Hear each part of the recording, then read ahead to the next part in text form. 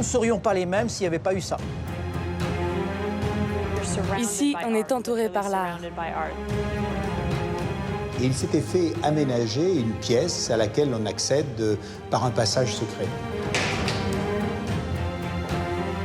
Il est tellement extraordinaire que la conception en revient certainement à Léonard de Vinci.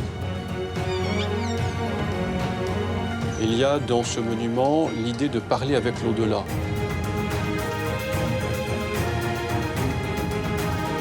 On a beaucoup imaginé Catherine de Médicis comme une petite Italienne boulotte dans l'ombre de la grande et belle Diane de Poitiers. Or, la réalité était tout autre.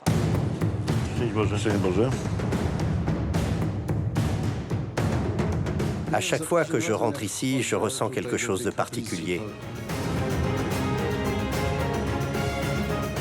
Reine Bona, elle a introduit cette mode des bals masqués à la cour de Babel.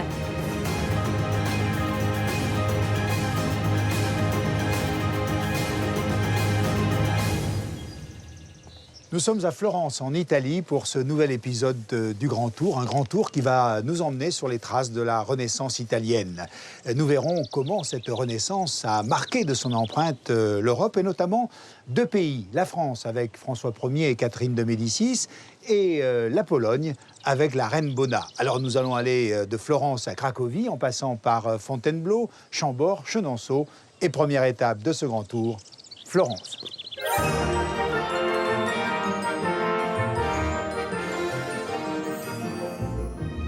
Florence, le cœur de la Toscane. Rarement dans l'histoire de l'humanité, une ville aura autant marqué l'histoire de l'art.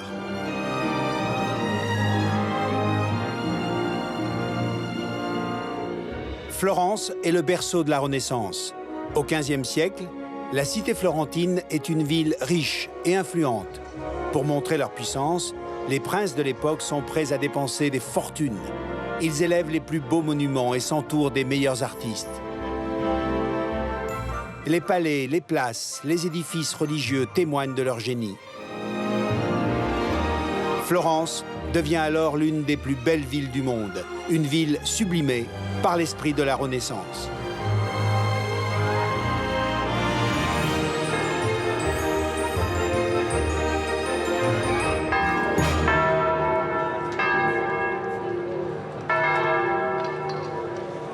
Notre voyage commence ici, dans le quartier Santa Croce, où se dresse l'une des basiliques les plus célèbres de la ville. Santa Croce est l'un des symboles de l'art florentin. Il témoigne du foisonnement artistique que connaît la ville au XVe siècle.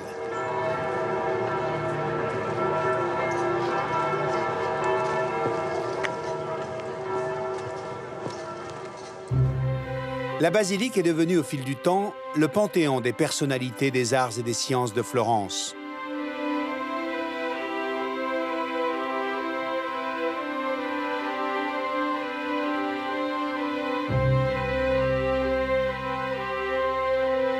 Au milieu des sépultures des plus grands, on y découvre un rétable exécuté par Giotto. On y découvre aussi l'Annonciation de Donatello.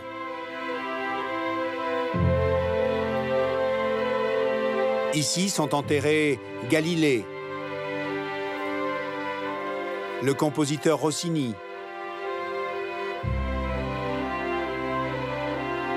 ou encore Machiavel. Mais le joyau de Santa Croce, c'est le tombeau de Michel-Ange, dessiné par le grand Giorgio Vasari. Quand le célèbre écrivain Stendhal fait son grand tour en Italie, il passe bien sûr par Florence. Et il vient ici, à Santa Croce. Il est extrêmement impressionné par tous ces grands hommes qui reposent ici. Et dans son carnet de voyage, il notera, non sans humour, que tous ces tombeaux illustres suscitent l'envie de se faire enterrer ici. Stendhal est bouleversé. Il est bouleversé par tant de merveilles, si bien qu'en quittant cette basilique, eh bien, il va éprouver une sorte d'extase. Les battements de son cœur vont s'accélérer, il chancelle et il est pris de malaise. Tous les spécialistes qui vont se pencher sur ce phénomène diront que Stendhal a éprouvé une sorte d'overdose de beauté. Et ils appelleront ce type de malaise le syndrome de Stendhal.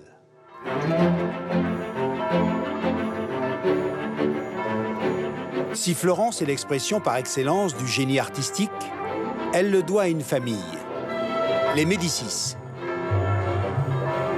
C'est à eux que la cité florentine doit son extraordinaire destin.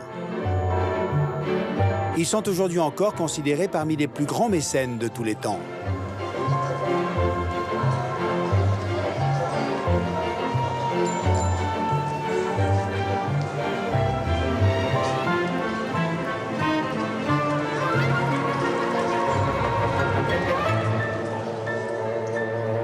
Pour bien connaître l'histoire de la famille Médicis, il est un lieu incontournable à Florence.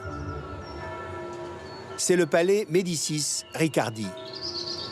C'est ici que le règne des Médicis a commencé.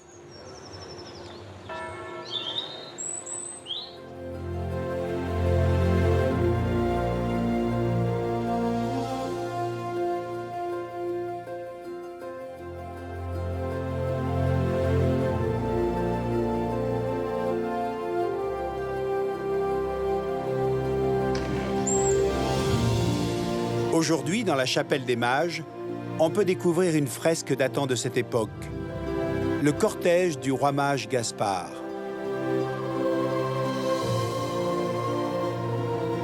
Cette fresque raconte la puissance des Médicis qui, pendant plus de 3 siècles, vont dominer la ville.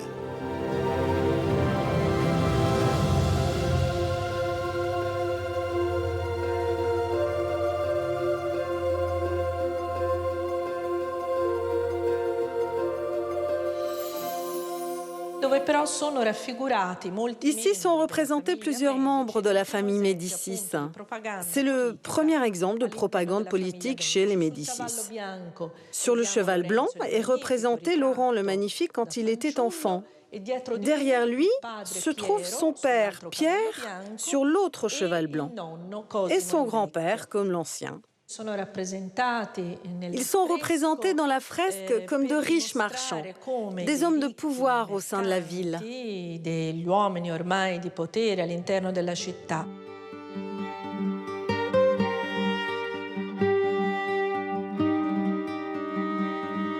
Les Médicis ont été parmi les premiers à comprendre le poids que représentaient les arts dans la quête du pouvoir.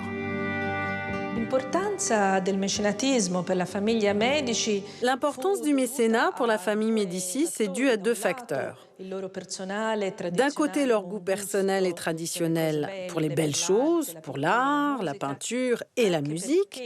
Et de l'autre, ce mécénat leur a permis de se faire une réputation, de se faire connaître dans les autres pays européens et d'attirer ainsi à leur cour de nombreux artistes venus de toute l'Italie et de toute l'Europe.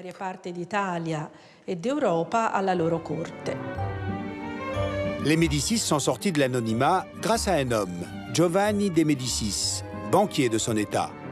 Grâce à lui, la famille acquiert une fortune considérable. Les banquiers deviennent des princes. Comme l'Ancien, son fils hérite d'un immense patrimoine. Puis, c'est Laurent le Magnifique, en vrai prince de la Renaissance, qui deviendra à son tour un protecteur des arts, fastueux et généreux. Il soutient la plupart des grands artistes de son époque, notamment Léonard de Vinci et Michel-Ange, qu'il accueille chez lui.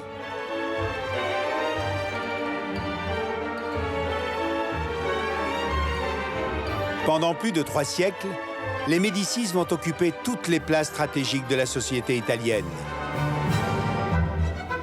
Hommes d'État, hommes d'affaires, papes, entre pouvoir et intrigue, mettant leur richesse au service des arts et des sciences, ils vont initier l'un des mouvements culturels et artistiques les plus importants d'Europe occidentale, la Renaissance. Les portes du baptistère San Giovanni sont considérées comme l'un des actes fondateurs de la Renaissance à Florence. En 1401, un concours est organisé afin de savoir à qui confier le chantier. C'est la première compétition artistique publique des temps modernes. C'est un sculpteur inconnu qui est choisi, Lorenzo Ghiberti. Il lui faudra plus de 25 ans pour réaliser ce pur chef-d'œuvre en bronze. La porte sera rebaptisée Porte du Paradis par Michel-Ange, époustouflée par tant de beauté.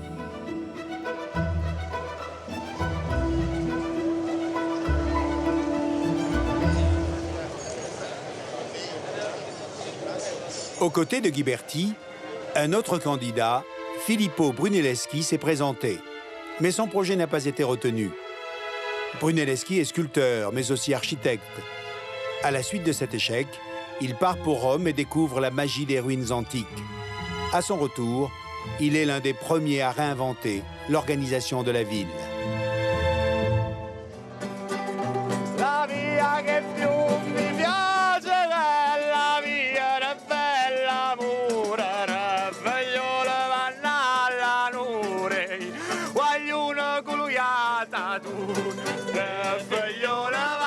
On lui doit cette place, la place de la Très Sainte Annonciation.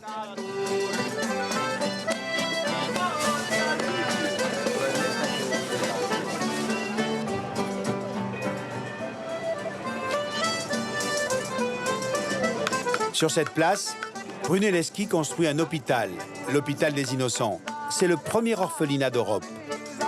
En intégrant l'hôpital au cœur d'une place, Brunelleschi signe une réalisation totalement novatrice pour l'époque.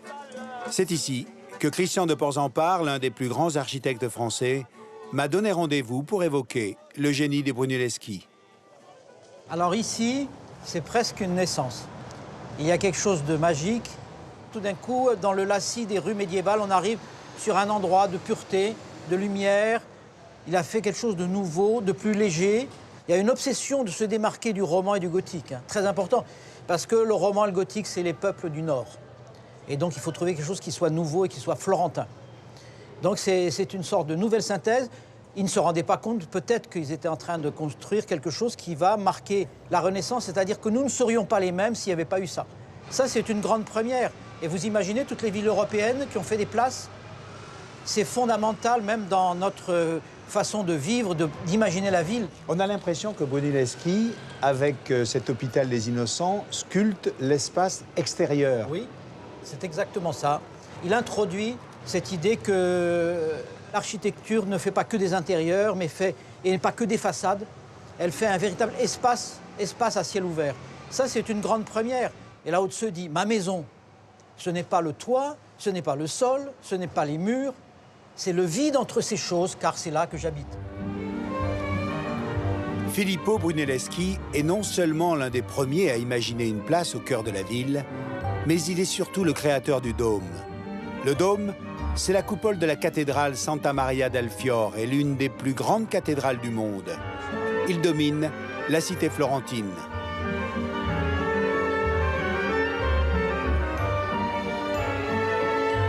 En fait, Brunelleschi, il admire les monuments de l'Antiquité, mais il admire un texte, celui de Vitruve. Et Vitruve dit « Toute architecture doit réunir de façon inséparable l'utilitas, l'utilité, la venustas, la beauté, et la firmitas, la solidité, la structure. » Et le dôme, c'est le chef-d'œuvre reconnu de la firmitas, de la solidité. Et c'est probablement pour cela qu'il y a tous ces touristes qui sont là, avec leurs appareils de photo, les yeux levés, à venir voir, parce qu'ils ont appris et ils sentent qu'il faut venir voir ici. Il y a la naissance de quelque chose. Ça va être imité, copié, ça fonde plusieurs siècles de nos villes et de la conception du monde. Ah voilà la coupole. Oui.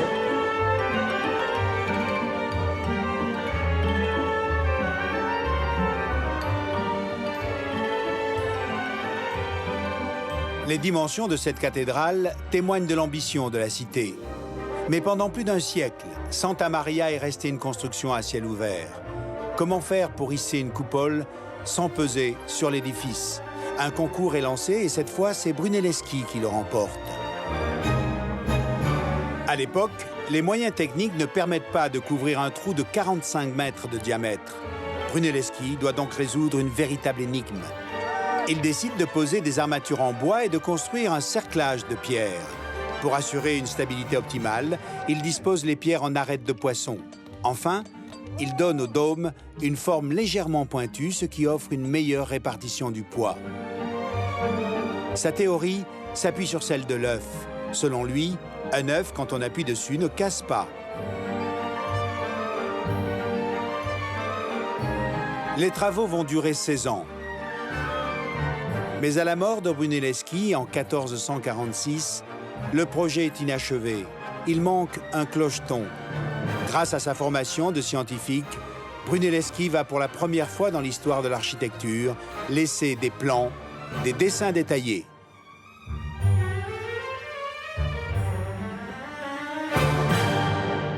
Donc ça va changer totalement le métier d'architecte, qui va devenir un métier de dessinateur précis pendant des siècles. Moi, j'ai fait mes études avec les perspectives et la manière de dessiner qui est la même que celle intronisée par Brunelleschi. Et aujourd'hui, on a des ordinateurs, donc dans ma vie, j'ai vu une nouvelle révolution qui part du dessin sur papier et calque à l'ordinateur. Mais pendant les siècles qui nous séparent de Brunelleschi, il y a eu cette technique du dessin.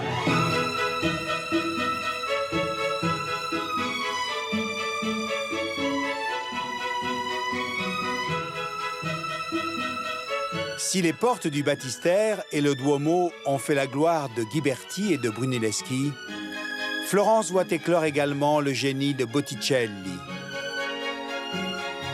Léonard de Vinci ou encore Donatello. Les artistes répondent aux commandes des familles fortunées. Le statut de l'artisan évolue, il devient un artiste à part entière.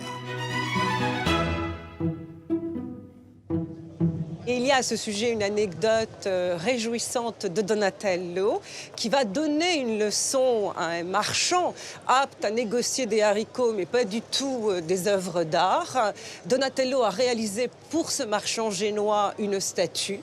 Le marchand va trouver la statue bien trop chère. Donatello n'a mis qu'un mois. Lui, il sait faire ses comptes. Ça fait plus d'un demi-florin par jour. C'est vraiment trop pour une sculpture. Donatello va lui donner une leçon en lui disant « Eh bien, monsieur, moi, en une fraction de seconde, je peux défaire le travail d'une année. » Il fait tomber par terre la statue. La leçon, elle est là. L'artiste n'est pas un artisan. Une œuvre d'art n'est pas une marchandise commune. Et on ne paye pas cette œuvre à la journée ou à l'heure. Et se pose à cette époque le problème de la valeur de la création. Comment le quantifier? Et cette anecdote est tout à fait significative à ce sujet. Aujourd'hui, on retrouve la signature de Donatello dans la plupart des grandes réalisations de sa ville natale, comme ici avec ses statues du Campanile. Pourtant, ces statues réalisées en 1433 n'ont pas toujours été sur le devant de la scène. Il a fallu attendre la reconnaissance du maître pour qu'elles quittent les niches situées sur la façade cachée du Campanile. Quand le maître a près de 80 ans, on va se rendre compte de l'importance de ses œuvres et on va décider de déplacer les statues de Donatello pour les installer sur la face principale du Campanile.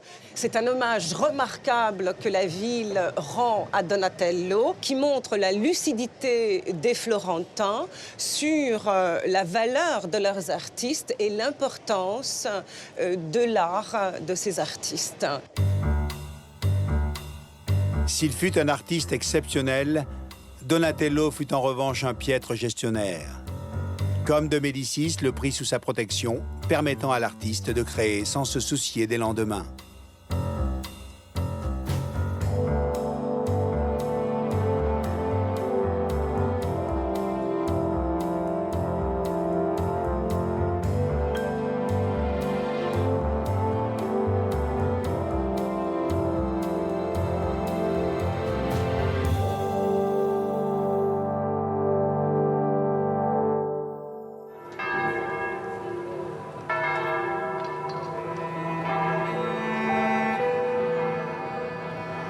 Avec la Renaissance, émerge une nouvelle conception de la sculpture. Les artistes adoptent les grands thèmes de l'art antique. Le nu viril, le portrait en buste, la statue équestre. Nous sommes à la galerie de l'Académie. C'est ici que l'un des plus grands chefs-d'œuvre de la Renaissance est exposé. Le David de Michel-Ange. Remarqué à l'âge de 15 ans, le jeune Michel-Ange est engagé par Laurent le Magnifique. Il découvre alors la sublime collection de statues antiques des Médicis. L'étude approfondie qu'il en fait et son exceptionnel talent vont aboutir à cette statue monumentale. Elle mesure 4,80 m de haut.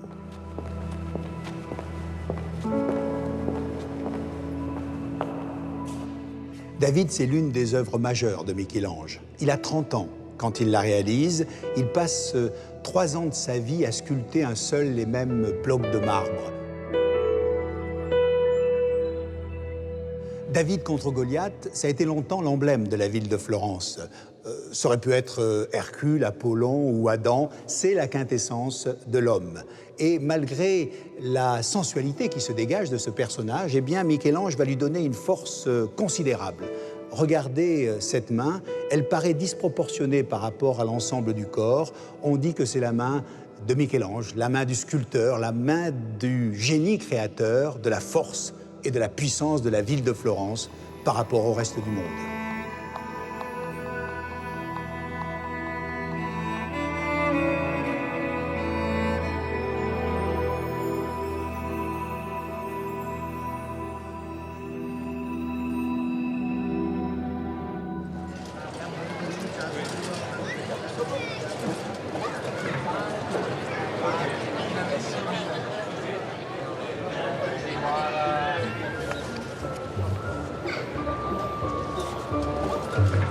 Aujourd'hui, Florence a conservé toutes les traces de cette éclosion artistique. La ville est devenue, au fil des siècles, une source d'inspiration permanente pour tous les étudiants du monde.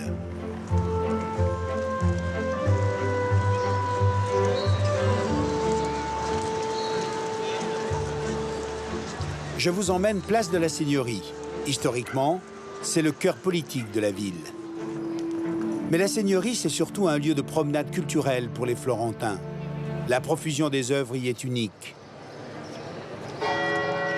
Sarah est étudiante depuis 5 ans à l'Académie des Arts de Florence. Elle est américaine. On ressent une ambiance incroyable dans cette ville. C'est presque surréaliste de se dire qu'on peut voir des œuvres d'art à chaque coin de rue. En tant qu'étudiante, c'est une belle opportunité de pouvoir sortir n'importe quand et de dessiner tous ces grands chefs-d'œuvre. On n'a ça nulle part ailleurs. Cette place est un de mes endroits préférés pour peindre à Florence, parce que c'est une galerie d'art à ciel ouvert.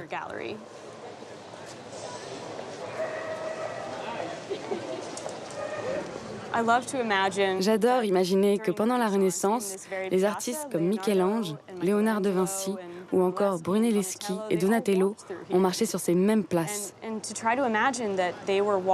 J'imagine aussi qu'ils ont foulé ces mêmes pavés et vu ces mêmes bâtiments qui les ont inspirés. Ça faisait réellement partie de leur univers. Et aujourd'hui, je suis là.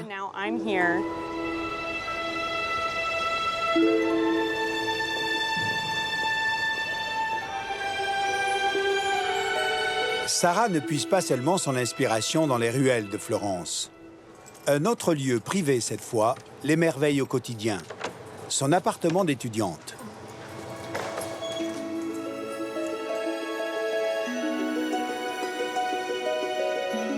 Depuis 2 ans, Sarah partage avec d'autres étudiants le premier étage d'un palais florentin construit au XVIe siècle. Je suis si heureuse chaque jour en rentrant de cours, quand je passe la porte et que je vois toutes ces œuvres d'art qui m'accueillent. C'est un véritable chef-d'œuvre. D'ailleurs, tout l'appartement l'est. Dans les années 60, le palais a été divisé en appartements. Depuis, peintres, sculpteurs, étudiants en art se succèdent ici, puisant leur inspiration dans la richesse et la beauté du décor.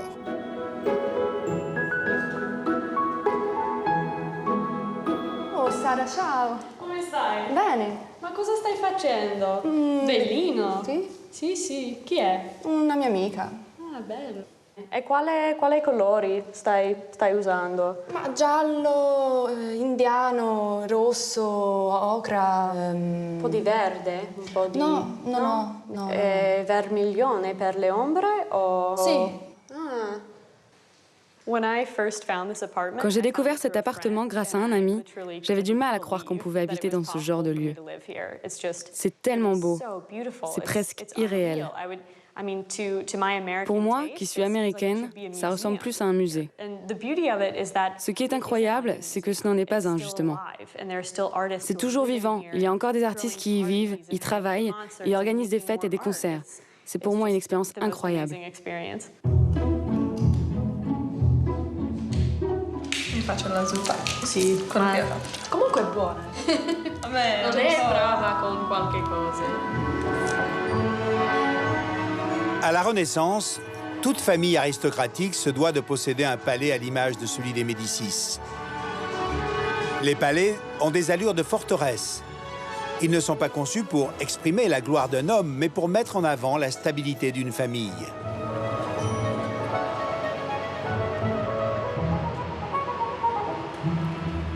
Aujourd'hui, une seule famille vit encore dans le même palais depuis 500 ans. C'est la famille Antinori. Le marquis, Piero Antinori, nous reçoit exceptionnellement dans ses appartements privés. Ici, c'est ma pièce préférée. C'est la pièce où tous mes ancêtres ont travaillé. C'était leur bureau, et aujourd'hui, c'est le mien. L'histoire de ce palais est aussi liée à la famille Médicis. Mon ancêtre, Niccolò Antinori, était ami avec Laurent de Médicis, lequel, avant de mourir, a fait en sorte que ce soit lui qui achète ce palais, et non les autres candidats. Et ce fut effectivement Niccolò Antinori qui a pu acquérir ce palais.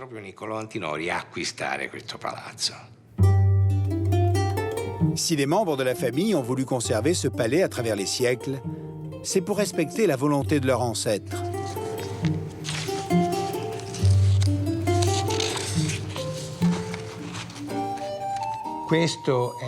Ceci est un document très important pour nous. Il a une grande valeur parce que c'est le testament de Niccolò di Tommaso Antinori, dans lequel il formule le souhait de voir les générations futures garder le palais uni et de ne jamais le diviser. Il a ainsi toujours été légué au fils aîné de la famille, à chaque génération. C'est la raison pour laquelle nous avons pu le conserver jusqu'à ce jour dans un état d'intégrité parfaite, comme il l'était à l'origine.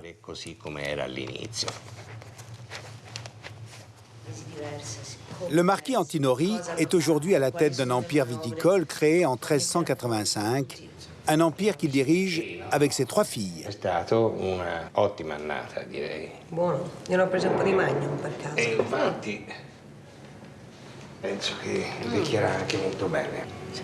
Buono, buono.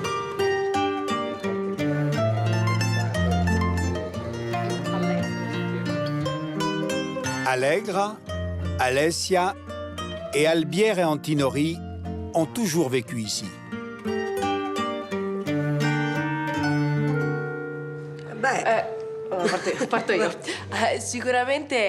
Le fait de vivre dans l'histoire et dans la tradition, disons que ça fait partie de notre ADN. Et pour moi, cela a été une expérience incroyable, avec des souvenirs inoubliables. Clairement, lorsqu'on invitait nos amis, c'était notre responsabilité de leur dire de faire attention. Mais ce n'est pas toujours très facile, surtout quand il y a beaucoup d'enfants. Par exemple, on jouait beaucoup dans la galerie et dans le couloir, parce que c'était des espaces très grands.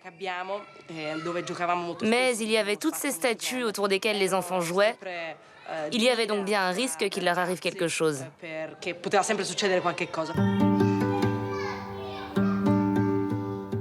Heureusement, elles sont suffisamment grandes et lourdes, donc on n'a jamais eu de problème. Mais effectivement, il fallait faire très attention. Au cours des 5 siècles, l'architecture intérieure du palais n'a guère évolué. Le style est resté féodal. Nous vivons aujourd'hui comme on vivait en 1506. La famille habite à l'étage supérieur, c'est l'étage noble où on reçoit les invités, et le rez-de-chaussée est consacré aux activités commerciales. Tout est resté identique entre 1506 et 2013. Cela a développé notre sensibilité et notre goût pour la beauté de l'architecture de la Renaissance. Ça fait partie de notre style aujourd'hui et nous assure une certaine continuité. Le palais Antinori est le seul palais de Florence à avoir conservé son activité commerciale au rez-de-chaussée de l'édifice. Une fierté pour la famille. Ce lieu est d'ailleurs une institution à Florence.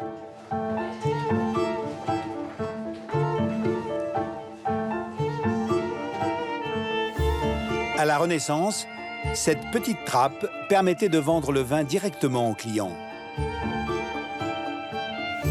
La puissance et la richesse de ces grandes familles florentines se sont principalement constituées grâce à leurs activités commerciales.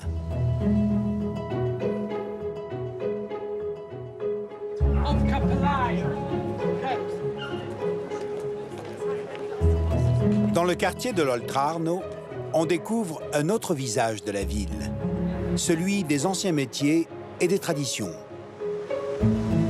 C'est un dédale de ruelles bordé de petites maisons et d'ateliers. C'est le cœur de l'artisanat florentin. Dès la fin du XIVe siècle, Florence est le siège des plus grandes corporations de laine et de soie d'Europe. Cet atelier de soierie appartient à la famille Ricci. Il est le seul au monde à fonctionner encore comme il y a 250 ans.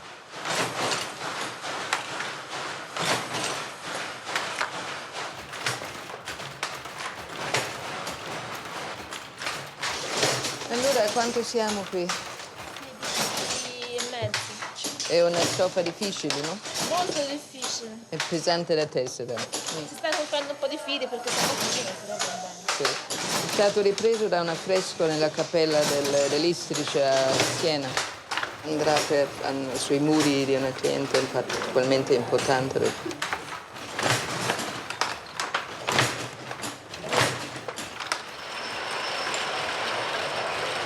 À la Renaissance, toutes les familles nobles de Florence emploient leurs propres tisserands. À l'époque, porter de la soie est un signe extérieur de richesse. Il est donc essentiel d'avoir à sa disposition les meilleurs lissiers, comme il est indispensable d'avoir recours aux meilleurs sculpteurs ou peintres. Voici l'un des tissus les plus importants et les plus chers de la Renaissance. Il était destiné aux nobles et aux familles très riches. Sa particularité, c'est sa couleur. Parce qu'à cette époque, les couleurs naturelles étaient les plus chères. Seuls les nobles pouvaient les acheter.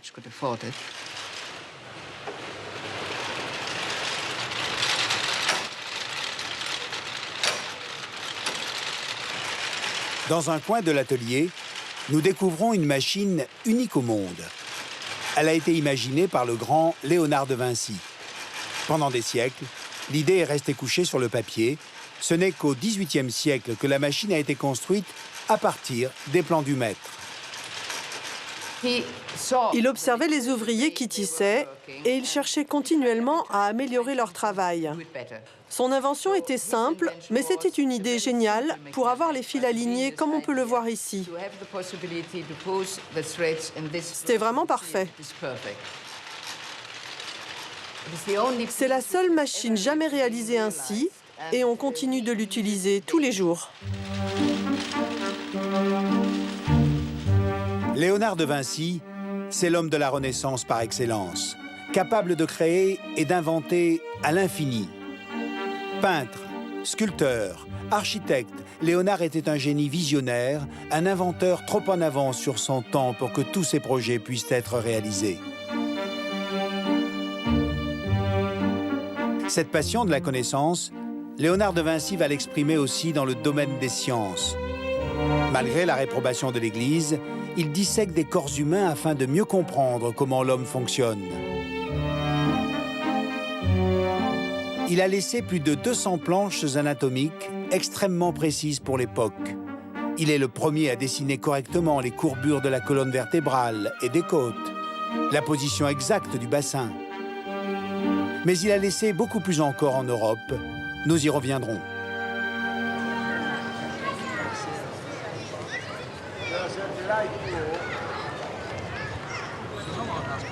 À la Renaissance, on assiste aussi à une révolution dans l'art de vivre. La parfumerie acquiert ses lettres de noblesse. L'Officina di Santa Maria Novella est créée par des frères dominicains. La renommée de leurs produits dépasse rapidement l'enceinte du couvent et en 1612, la pharmacie ouvre ses portes au public sous le patronage de la famille Médicis. C'est l'une des plus anciennes parfumeries du monde. Mais aujourd'hui, les fragrances que l'on achète ici ont bien évolué depuis les Médicis. À l'époque, en effet, les maîtres parfumeurs créent des fragrances sur mesure, utilisant pour les grandes familles florentines les essences les plus précieuses.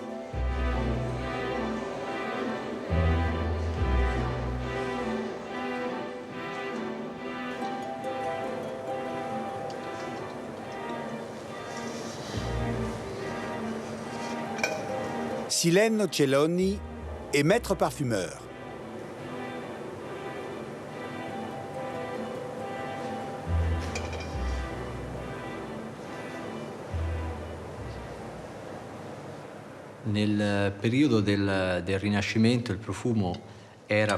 Pendant la Renaissance, le parfum est devenu pour la première fois dans l'histoire un moyen de communiquer avec les autres, de créer un lien entre sa propre personnalité et l'autre.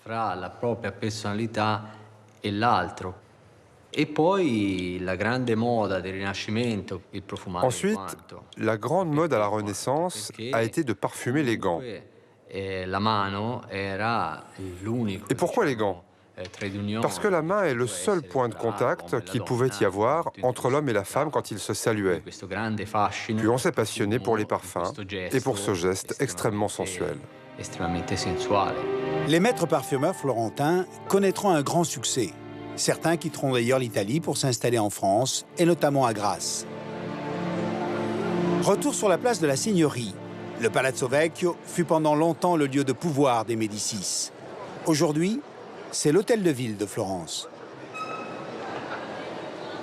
Au XVIe siècle, comme premier duc de Florence et grand-duc de Toscane, s'installe dans le Palazzo Vecchio pour manifester son autorité et son prestige.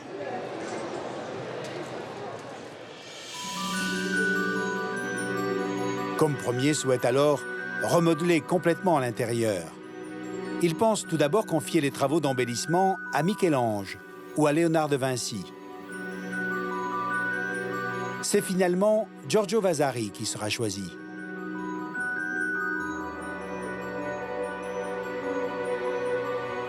À partir de là, le nom de Vasari sera à jamais lié à la splendeur des Médicis.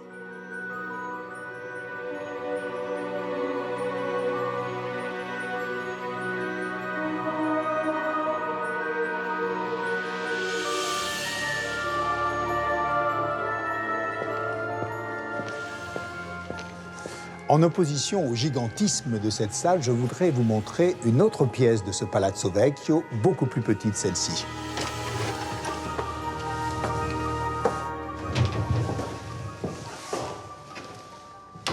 C'est le studiolo de François Ier de Médicis. C'est une pièce qui était à la fois son bureau et son cabinet de curiosités. Il y avait fait placer le portrait de son père comme premier de Médicis, ainsi que celui de sa mère, Éléonore de Tolède. Alors François Ier avait fait décorer cette pièce avec des scènes très éclectiques, à la fois de mythologie, de vie quotidienne. Étonnamment, il n'y avait pas de scènes religieuses. Certains de ces tableaux cachaient des espaces où il pouvait mettre à l'abri des regards indiscrets certains objets ou documents précieux. Là, vous avez un très beau tableau. C'est un tableau de Vasari. Ce tableau, qui représente Persée et Andromède, s'inspire de la mythologie grecque, un thème récurrent à la Renaissance. François Ier, c'était un personnage taciturne, au caractère ombrageux. Il avait peu de goût pour la politique et il se réfugiait souvent tout seul, ici. En fait, il avait une passion, c'était l'alchimie. Et il s'était fait aménager une pièce à laquelle on accède par un passage secret.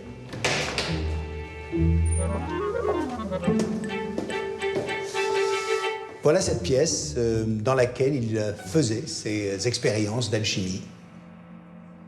La légende raconte que cette passion pour l'alchimie conduisit François Ier de Médicis à la mort. Ayant attrapé froid au cours d'une partie de chasse, il se serait soigné grâce à une mixture distillée dans son alambic. On pense qu'elle lui fut fatale. À la mort de François Ier, son frère Ferdinand, qui va lui succéder au pouvoir, va faire entièrement démanteler ce cabinet. Et cette pièce va tomber dans l'oubli. Un jour, elle servira même de cave à charbon. Ce n'est qu'au XXe siècle que l'on va retrouver l'ensemble de ces éléments et qu'on va pouvoir reconstituer cette petite merveille.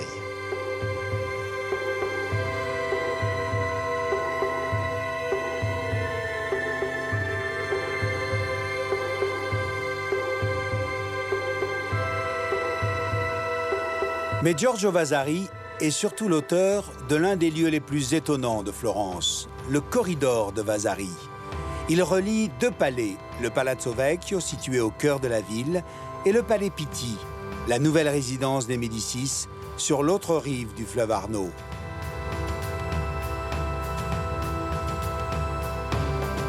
Imaginez un passage aérien de plus d'1 kilomètre qui longe et enjambe l'Arno, qui serpente au-dessus des ruelles de Florence.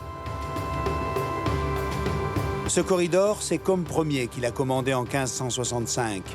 Il souhaite en effet pouvoir traverser la ville incognito et sans prendre de risques à une époque où les assassinats sont fréquents.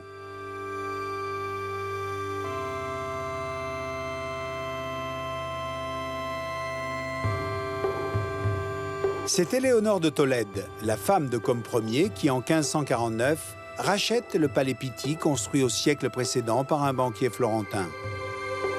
C'est à sa demande que sont créés les jardins de Boboli, cet immense parc à l'italienne avec ses centaines de statues et le théâtre de magnifiques fêtes données par les Médicis.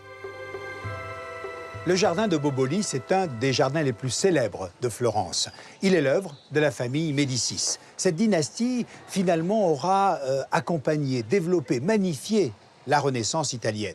Cette Renaissance, eh bien, elle va s'exporter en Europe, et notamment en Pologne et en France. En France, l'homme de cette Renaissance, ce sera François Ier qui la développera. Il fera même entrer dans sa famille Catherine de Médicis pour qu'elle épouse son deuxième fils, Henri. Catherine de Médicis, c'est la descendante, l'héritière de Côme l'Ancien et de Laurent le Magnifique. Et à 14 ans, elle va voir son destin basculer. À 14 ans, elle arrive en France.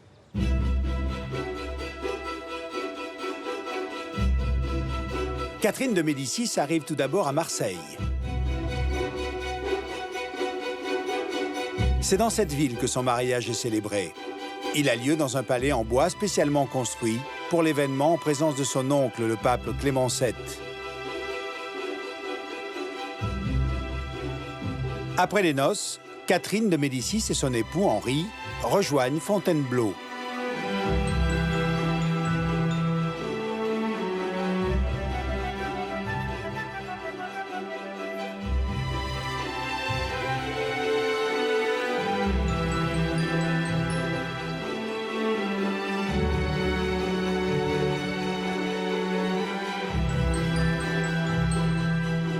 Fontainebleau est alors la résidence préférée de François Ier.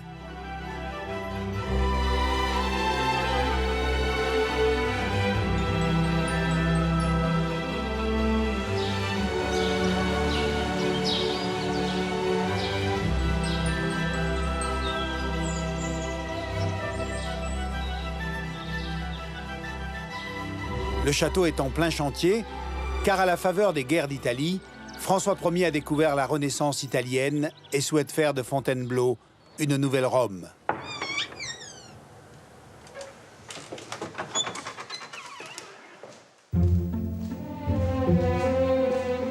La galerie du château est l'un des lieux les plus célèbres de la Renaissance française. Comme les princes italiens, François Ier aspire à vivre dans un cadre majestueux. Il a pour l'Italie une véritable fascination. Il collectionne les œuvres d'art et invite à sa cour les meilleurs artistes italiens du moment.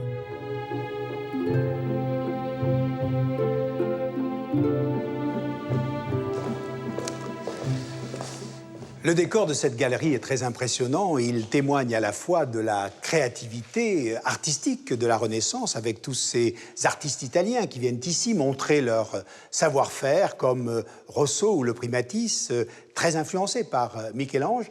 Et cette galerie témoigne aussi de la volonté de François Ier de montrer qu'il est un grand monarque, à la fois puissant et fédérateur. Alors la puissance qui est illustrée ici par cet éléphant, un éléphant qui porte sur son front la salamandre, l'emblème personnel de François Ier, un éléphant qui domine tous les éléments. Et puis l'unité, on voit ici François Ier représenté en empereur romain, il tient dans sa main gauche un fruit, c'est une grenade qui à l'époque est le symbole de l'unité et de la concorde.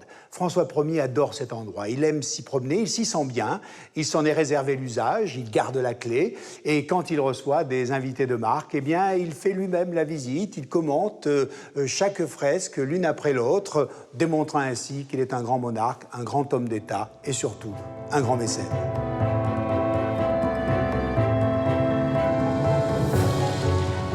François Ier est le grand bâtisseur du château de Fontainebleau. C'est lui qui ordonne en 1528 d'abattre le vieux château existant pour élever un palais à sa mesure. À l'intérieur, il va aussi faire réaliser pour sa maîtresse, la duchesse d'Étampes, la plus belle chambre du château. Cette pièce, transformée en cage d'escalier par Louis XV, conserve une partie de son décor d'origine. Dans la partie haute, il subsiste un décor typique de la première école de Fontainebleau, c'est-à-dire fait de peinture à fresque et de sculpture en stuc. Le décor de la chambre raconte l'histoire amoureuse d'Alexandre, un décor et une signification qui est adaptée justement à la chambre de cette maîtresse du roi, la grande favorite de François Ier. Cette chambre sert de modèle aux artistes et aux artisans français qui s'en inspirent lors de leur passage à Fontainebleau. On crée ici une véritable école de peinture qu'on va appeler l'école de Fontainebleau et qui va faire exemple d'une certaine manière dans l'Europe entière. Les caractéristiques de cette école de Fontainebleau, elles se confondent en partie avec ce mouvement artistique qu'on appelle le maniérisme, qui est un art porté à l'extrême, une espèce d'exacerbation des formes. On va étirer les formes humaines, on va créer des scènes soit violentes, soit extrêmement érotiques, et on va privilégier des thèmes amoureux. Donc François Ier va réussir à faire de Fontainebleau une résidence qu'on pourrait qualifier de résidence idéale. En transformant Fontainebleau selon les idées nouvelles de la Renaissance, il fait de ce château la vitrine de son ambition. François Ier donne à ce qu'on appellerait aujourd'hui la politique culturelle une impulsion très forte. C'est probablement le premier souverain français qui prend conscience du pouvoir de l'art, de la possibilité que les arts vont lui donner pour donner du prestige à son règne. Et de cette manière, il suit en quelque sorte l'exemple des princes italiens. C'est aussi le premier souverain à posséder une collection remarquable de statues en bronze. Ces statues sont en fait des copies de celles situées dans les jardins du Vatican. C'est le Primatis qui les réalise à l'époque. Elles sont conservées dans la galerie des Serres. Les sculptures antiques, c'était la quintessence même de Rome. C'était l'héritage de l'Antiquité romaine que les papes avaient repris à leur compte en installant ces sculptures au Vatican. Donc le fait de voir transporter un peu de cet héritage à Fontainebleau fait de Fontainebleau une nouvelle Rome. Catherine de Médicis a reçu une éducation très poussée. Elle est la première dans l'entourage de François Ier à comprendre l'intérêt de ces bronzes. Plus tard, elle les fera d'ailleurs déplacer dans son jardin personnel, une révolution à l'époque en France. Il ne faut pas oublier qu'elle a été élevée, étant tout enfant, à Rome, auprès de son oncle, le pape Clément VII, au Vatican. Et donc elle a connu ce jardin du Vatican peuplé de sculptures qui attirait l'attention de l'Europe entière, de l'Europe artistique. Donc l'idée d'avoir sous ses fenêtres son propre jardin peuplé de sculptures d'après l'Antique, ça pouvait lui rappeler son enfance. En 1536, le destin de Catherine de Médicis bascule à nouveau. Le fils aîné de François Ier meurt prématurément. Henri, le mari de Catherine de Médicis, devient le dauphin de la couronne de France. 11 ans plus tard, à la mort de François Ier en 1547, il monte sur le trône. Catherine de Médicis devient reine de France. Désormais, elle va s'attacher avec son époux à continuer l'œuvre de ce beau-père qu'elle admirait tant.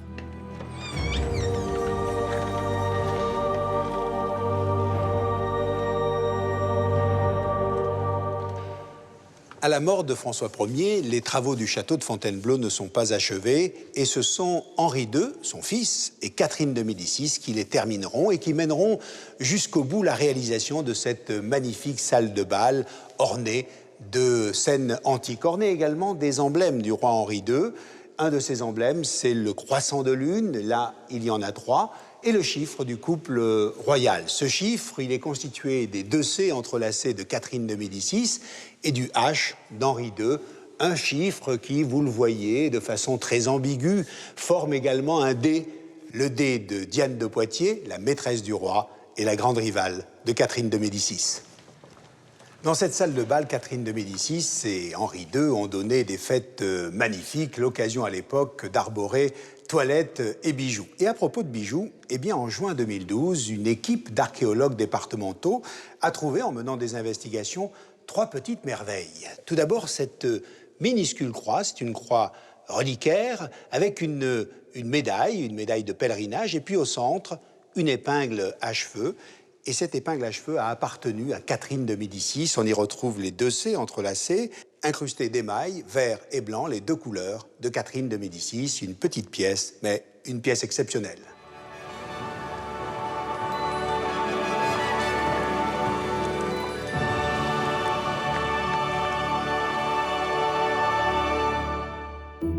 Catherine de Médicis a l'image d'une femme sévère. Pourtant, c'est une vraie princesse de la Renaissance.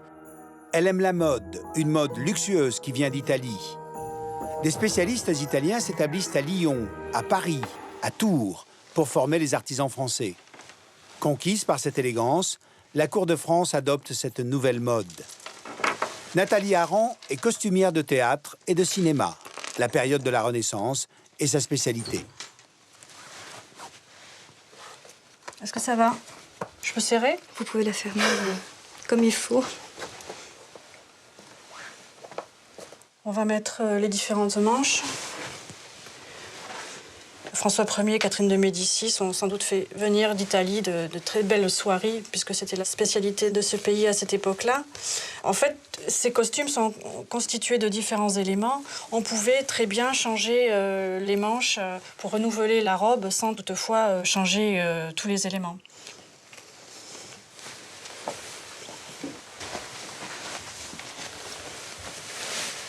Catherine de Médicis aimait les robes colorées, les belles étoffes, ce qui n'est pas étonnant puisqu'elle venait d'Italie. Donc c'est vraiment une personnalité qui a marqué la mode de son époque. Ça va aller pour danser?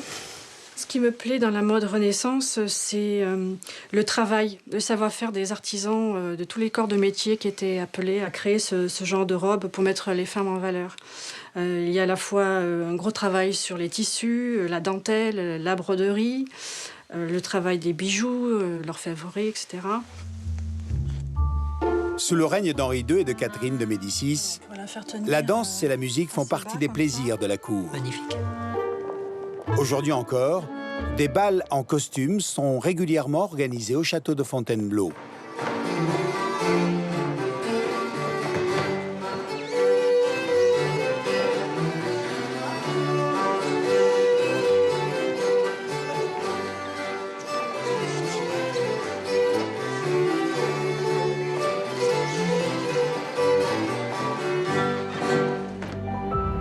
Mais au fil des ans, Catherine de Médicis va dévoiler une autre facette de sa personnalité.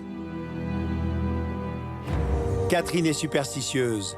Elle croit en l'astrologie, on l'a dit diabolique, prête à tout pour arriver à ses fins. Cette colonne est l'une des plus mystérieuses colonnes de Paris. C'est en fait tout ce qu'il reste de l'ancien hôtel de Soissons, hôtel particulier de Catherine de Médicis. Adossée à la Bourse du Commerce, elle ressemble à un pilier antique, mais à l'époque, elle a une fonction bien précise.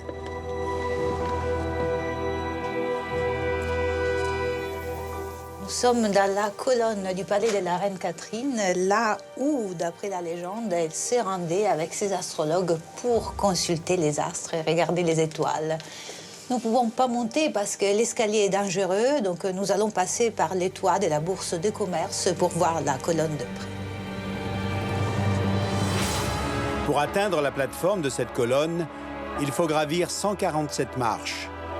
Mais du haut de l'édifice situé à 28 mètres au-dessus des toits de Paris, la vue sur le ciel étoilé permet, dit-on, les prévisions les plus justes.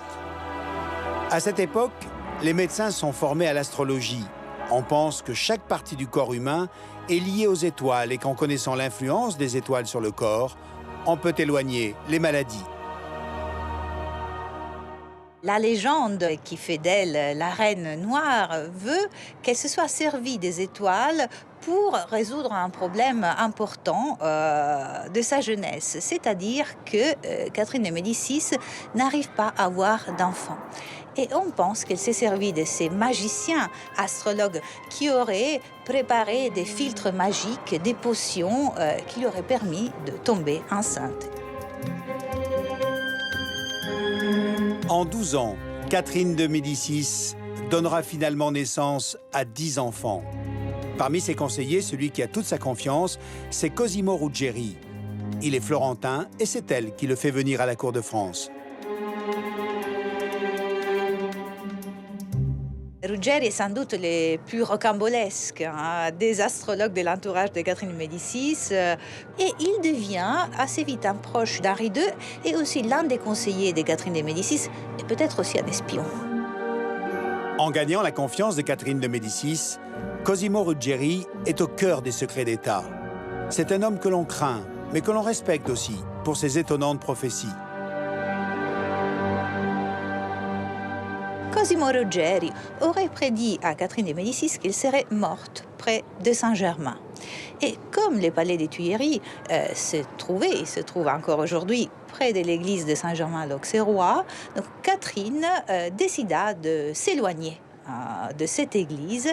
Elle décide aussi de ne plus aller au château de Saint-Germain-en-Laye et malheureusement, malgré toutes ces tentatives, la destinée la rattrape puisque lorsqu'elle est en fin de vie à Blois, un prêtre vient la voir pour lui donner l'extrême-onction et ce prêtre s'appelait Julien de Saint-Germain. Cette prophétie aura poursuivi Catherine de Médicis toute sa vie.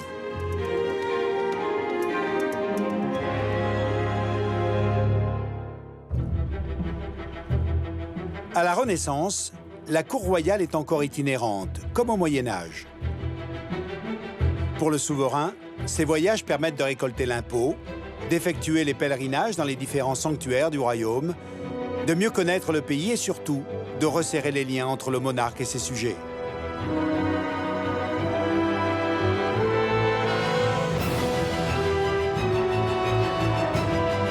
Je vous emmène au château de Chambord. Chambord était une étape incontournable pour la cour de France. C'est un palais situé au cœur des terres marécageuses de Sologne. Ce château n'était à l'origine qu'un modeste pavillon de chasse. C'est François Ier qui en a commandé la transformation. Chambord est un délire architectural aux proportions gigantesques. Dans l'antre du château se trouve un escalier révolutionnaire qui dessert les 2 étages et la terrasse de l'édifice. Cet escalier est placé au centre du donjon. Sa particularité, c'est que les 2 rampes permettaient aux courtisans de s'apercevoir sans jamais se croiser. Un véritable tour de passe-passe.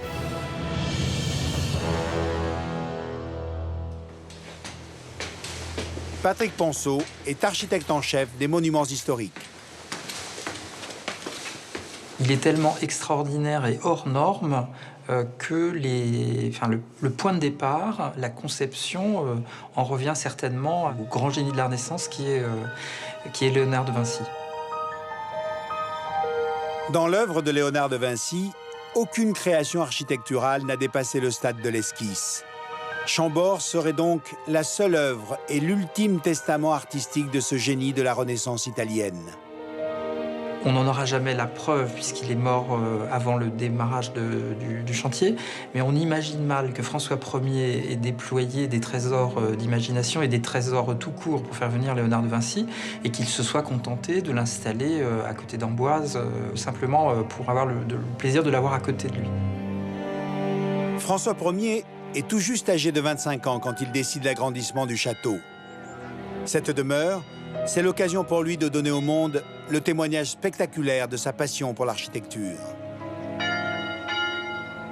C'est un monument ici qui est très intelligent, qui est génial, avec une signification de l'architecture. Il y a dans ce monument l'idée de parler avec l'au-delà. Ici, on est sur une terrasse qui évoque une cité idéale, et certaines des sculptures ne sont visibles que depuis le ciel. Et ça veut dire que le roi parlait à Dieu. Le roi, en même temps, était le fils aîné de l'Église, le roi très chrétien. Donc il y avait beaucoup de ces significations mystiques et que François Ier a voulu dans ce monument. Chambord n'a pas été conçu pour être une résidence permanente. François Ier aimait s'y retirer pour s'adonner au plaisir de la chasse, réservé à l'époque à la noblesse.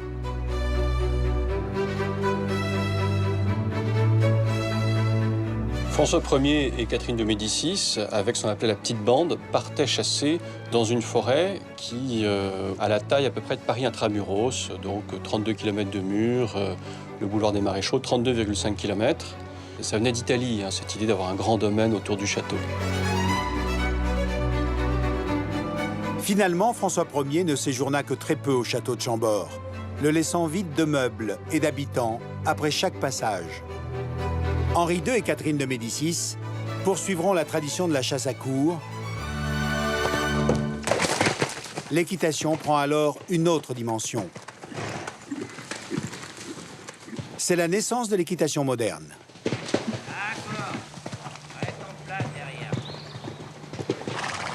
Il y a un endroit en France où l'enseignement de l'équitation est exceptionnel.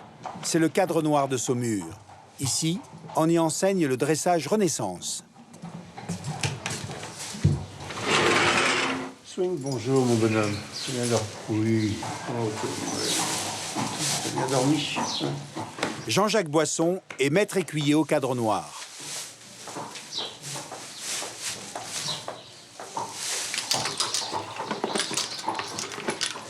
Il s'appelle Swing Royal. Ce cheval est arrivé donc à 3 ans. Il était bébé, il était beaucoup plus fluet de ce que vous pouvez le voir maintenant. Et puis, il est sorti dans les premiers concours de dressage à 4 ans. C'est un cheval qui peut être... c'est pas inquiet, mais il peut être à l'œil, comme on dit. Il peut être à regarder s'il n'y a rien de dangereux autour. Il a toujours besoin d'être rassuré. Par contre, une fois en confiance, il est généreux. Je l'aime beaucoup, c'est mon papa. Voilà. Le Cadre Noir de Saumur forme les meilleurs écuyers. Il dépend de l'armée.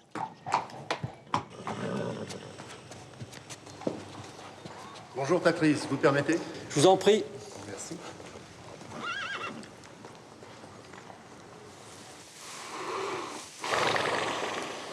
À la Renaissance naît l'équitation moderne. Ce qui s'est passé, c'est qu'on va redécouvrir l'équitation de l'Antiquité qui avait émergé à Athènes, notamment au 5e siècle avant Jésus-Christ, qui repose sur 2 principes. Le premier, c'est l'emploi de la douceur pour le dressage du cheval. Et le deuxième, c'est l'imitation de la nature. C'est-à-dire qu'on va imiter les postures que le cheval prend lorsqu'il s'excite au contact des juments. Et donc, en Italie, notamment, et en particulier à Naples, émerge cette équitation savante dont les principes sont les mêmes pour nous aujourd'hui. L'axe est bon, là.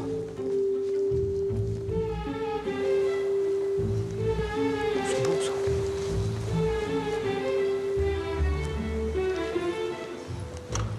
Pour montrer maintenant à quoi sert ce travail, on va exécuter la passade. La passade, c'est une figure de combat. On passe et on repasse sur la même ligne droite en faisant un demi-tour à chaque bout, de façon, lorsqu'on a un ennemi et qu'on l'attaque, à revenir le plus vite possible sur lui. La ligne droite, le demi-tour, et on repart sur la ligne droite. Un changement de pied, de façon à faire la passade à l'autre main.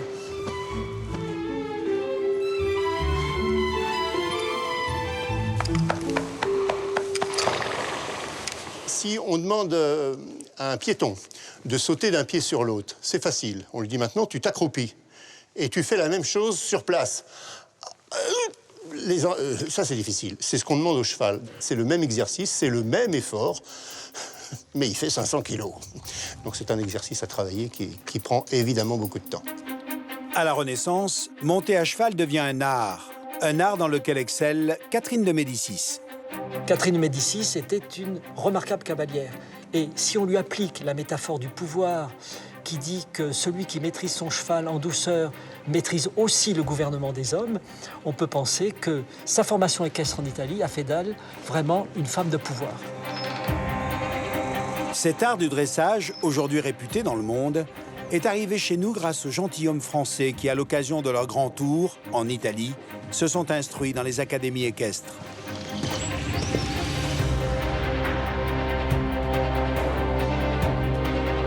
L'autre joyau de la Renaissance française, c'est Chenonceau. Il est surnommé le Château des Dames. C'est une femme, Catherine Brissonnet, qui le fait construire en 1513.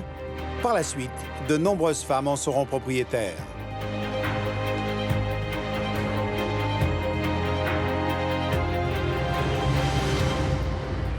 Chenonceau est un château qui a déchaîné les passions à travers les siècles, notamment à l'époque de Catherine de Médicis.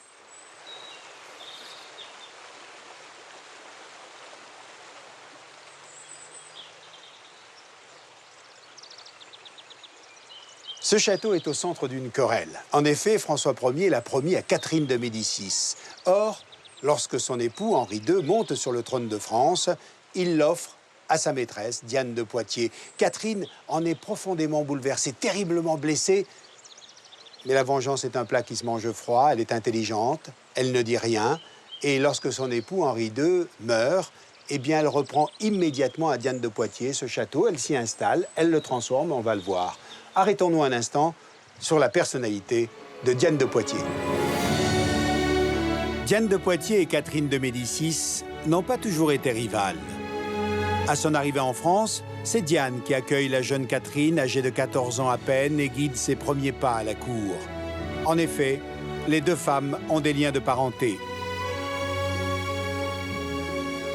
Mais très vite, Catherine de Médicis va se rendre compte de l'omniprésence de Diane de Poitiers. Diane, qui a 20 ans de plus qu'Henri II, est en fait sa maîtresse.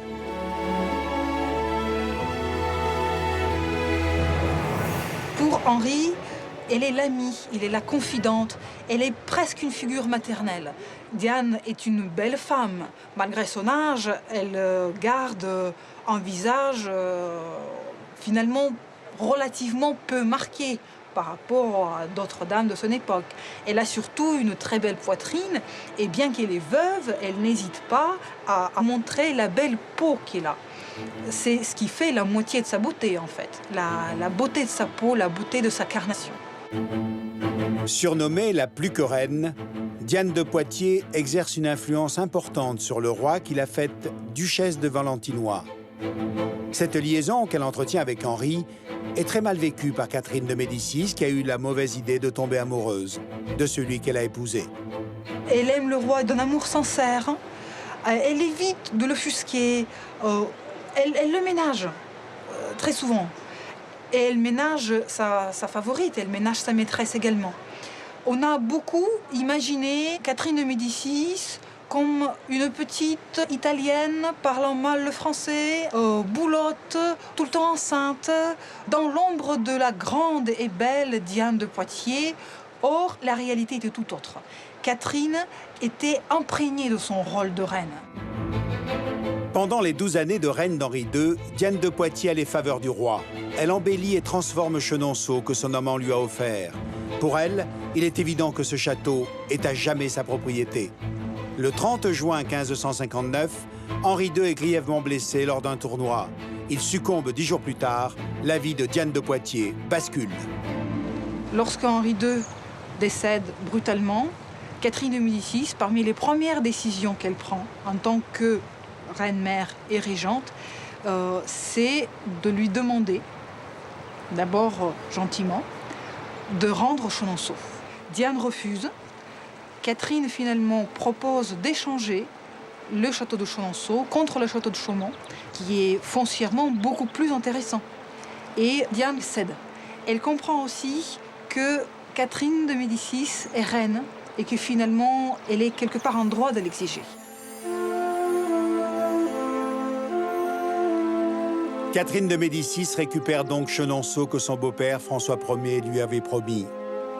Elle le gardera pendant 30 ans, jusqu'à sa mort.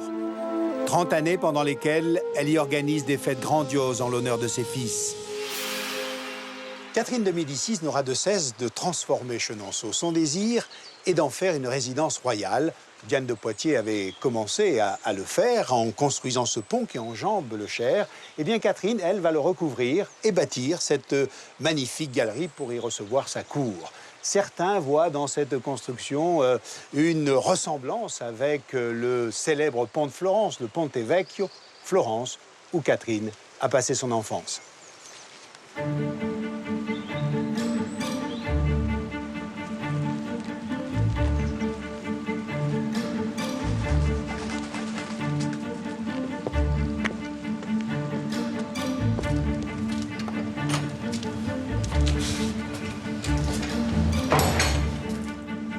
Catherine de Médicis voulait faire de sa galerie un haut lieu de prestige et de faste orné d'objets italiens. Aujourd'hui, ces objets ont pour la plupart disparu. Ces médaillons ont été placés au début du XIXe siècle en souvenir des antiques importés d'Italie par Catherine de Médicis.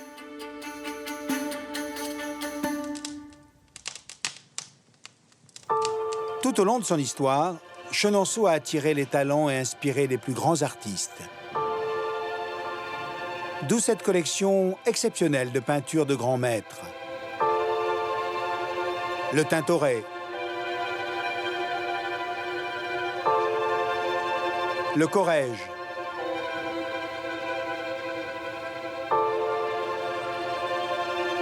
le Primatis.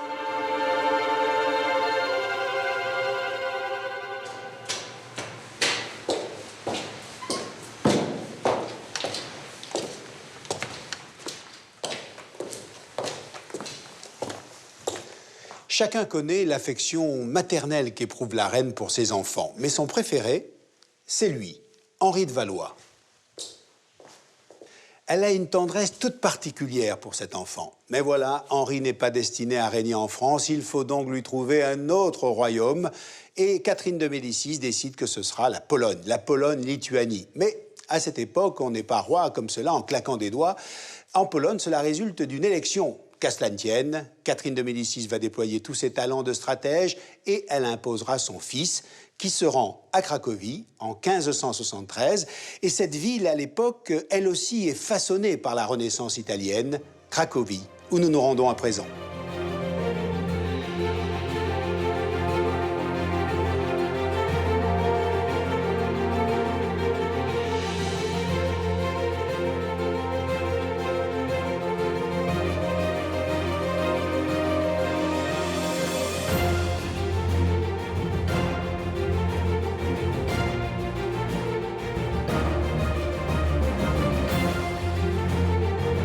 Cracovie, l'un des joyaux d'Europe centrale. À l'époque, Cracovie est la résidence des rois polonais. Après 2 mois de voyage, Henri de Valois s'installe au château de Wawel au début de l'année 1574. Il n'y restera que quelques mois. Son frère, le roi Charles IX, meurt. Henri doit rejoindre la France pour lui succéder.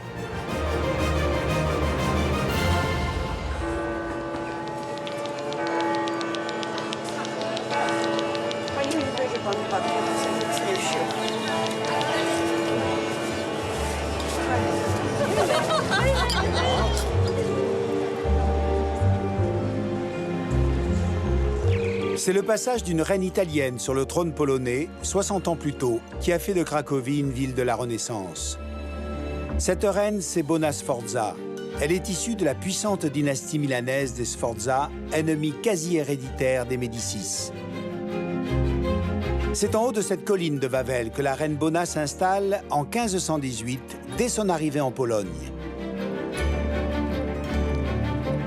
Avec son impressionnante cour, ce château évoque la splendeur des palais italiens de la Renaissance.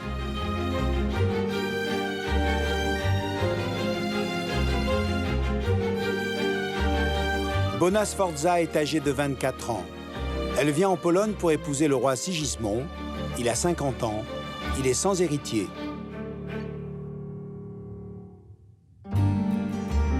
Comme Catherine de Médicis, elle arrive avec une dot très importante, et notamment ses tapisseries qui viennent compléter la collection de son époux, Sigismond Ier. Ces tapisseries qui embellissent les intérieurs servent aussi de décor aux grandes cérémonies de cour, comme ici dans cette salle, où les noces de Bona et de Sigismond ont été célébrées.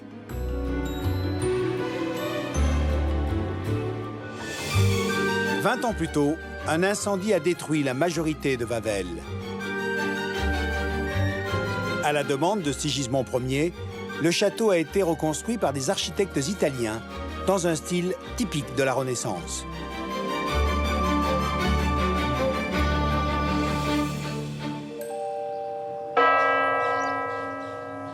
Dans la cathédrale du château de Wawel, l'un des symboles de la Pologne, la cloche de Sigismond Ier. C'est une sorte de porte-bonheur pour les Cracoviens. On dit qu'aucun désastre ne peut menacer la ville tant que la cloche restera suspendue dans la tour. La cathédrale de Wawel est entourée d'une vingtaine de petites chapelles, dont celle de Sigismond avec sa coupole dorée. Elle aussi a été construite par des architectes italiens.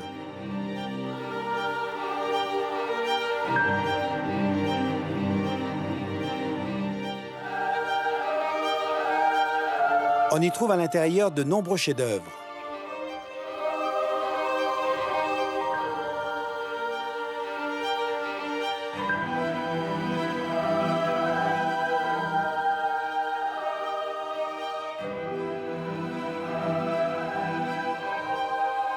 Ce rétable en argent rappelle les portes du baptistère de Florence. Il date du XVIe siècle, l'âge d'or de la Renaissance en Pologne. En face de l'autel, un mur funéraire abrite les tombes et les statues de Sigismond Ier et de son fils, Sigismond Auguste.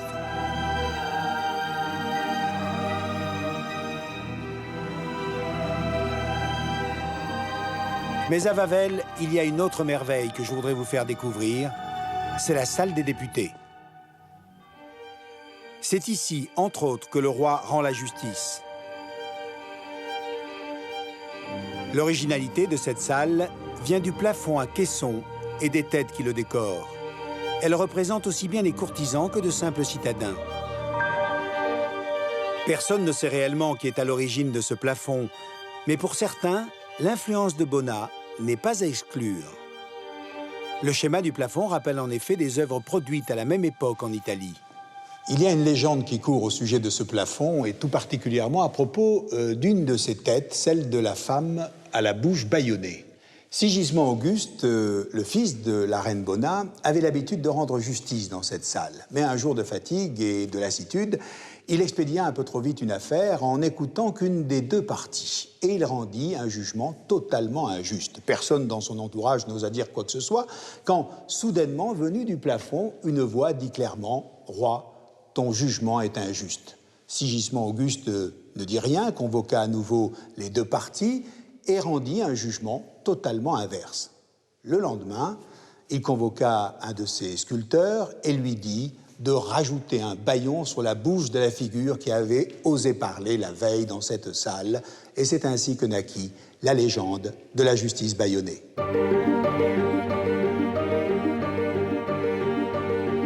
En ce moment, le château de Wawel accueille une autre femme, un tableau en fait, un chef-d'œuvre de la Renaissance italienne.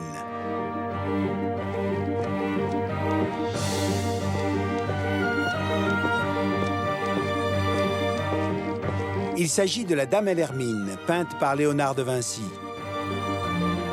Ce tableau fait partie des 4 portraits de femmes connus du maître, la Joconde, la Belle Ferronnière et Ginevra di Benci.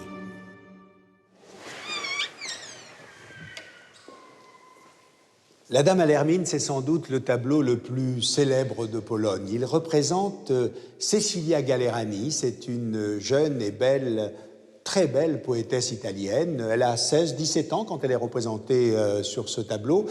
Mais elle est surtout la maîtresse de Ludovic Sforza, qui est le duc de Milan et qui est apparenté à la reine Bona. C'est lui qui va commander ce magnifique tableau à Léonard de Vinci. Alors, certains voient à travers la présence de l'hermine l'image même de Ludovic Sforza, puisque l'emblème du duc de Milan, c'était l'hermine. Cecilia tiendrait donc serrée dans ses bras l'image même de son amant.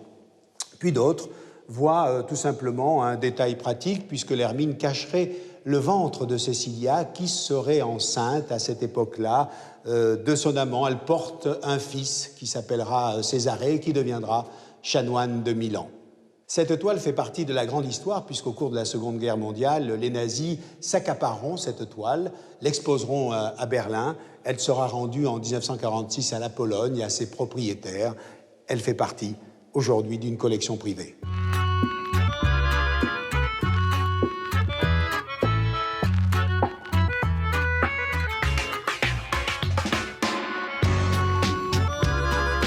Au XVIe siècle, le cœur de la ville de Cracovie est transformé lui aussi. Des architectes italiens sont appelés à la cour de Sigismond et de Bona. Le style adopté est résolument Renaissance.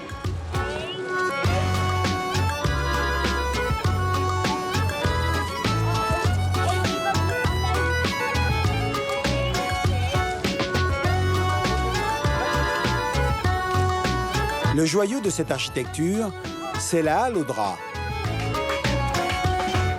Son imposante silhouette, finement décorée, est signée Santi Gucci, un architecte italien originaire de Florence. À l'époque, la halle aux draps est un important centre artisanal. Aujourd'hui, elle demeure l'un des lieux emblématiques de Cracovie. Romana Aniel est une enfant du pays. Pour elle, l'héritage de Bona est encore palpable et les masques qui ornent la halle en témoignent.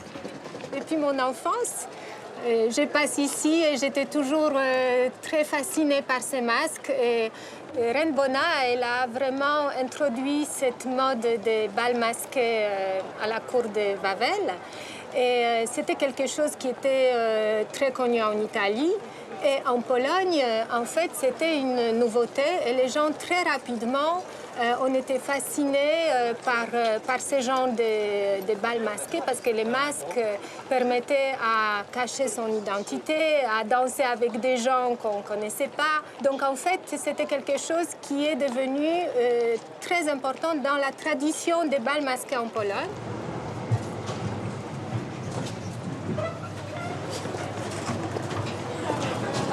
Romana Aniel est danseuse et chorégraphe. En voulant en apprendre davantage sur Bona, elle s'est aperçue que cette reine italienne avait profondément marqué les arts et particulièrement la danse en Pologne. Romana a maintenant un rendez-vous avec les danseurs de sa troupe pour son nouveau spectacle. Un spectacle dans lequel elle joue bien évidemment le rôle de Bona. Les répétitions ont lieu dans une villa Renaissance du XVIe siècle.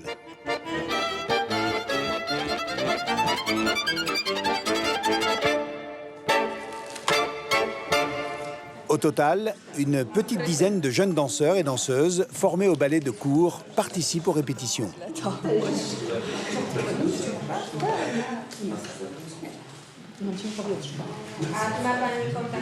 La reine Bona, en fait, elle s'est maquillée beaucoup. Et, parce qu'elle voulait toujours paraître comme un personnage un peu céleste, un peu différent que les autres. Donc, en fait, les maquillages et les visages très clairs distinguaient des gens à la cour, des gens normands. Donc, surtout pas, il ne fallait pas avoir, vous savez, des visages touchés par le soleil, qui paraissaient comme des visages des paysans. Jeszcze potem sobie pierścionki założę. Da pani radę i to założyć? Tylko proszę sobie zobaczyć. To ja zobaczę do lustra. chwileczkę. Albo zobaczę, albo nie zobaczę. To powinno być tak. La chose très originale qu'elle a fait apporter en Pologne, c'était les différents chapeaux. Dans sa dot, il y avait une centaine de différentes pièces, des chapeaux ou des bérets, parce qu'en Italie, on appelait ça berretto. Donc aujourd'hui, on dit les chapeaux, mais en fait, c'était un béret. Et ça correspondait toujours avec les robes. Donc en fait, c'était comme un ensemble. Les couleurs, les mêmes bijoux, tout devait être donc accordé. À l'époque, la danse se pratique en couple. À son arrivée sur le trône de Pologne, la reine Bona va bousculer les règles établies. Elle impose la danse italienne, qui ne nécessite pas forcément de cavalier. Raz i dwa, raz i dwa, raz i dwa, raz i dwa. O, właśnie ten moment, dobrze? Teraz tak, chciałabym też, żeby wszystkie seguito były seguito, czyli seguito, a fleure, tak?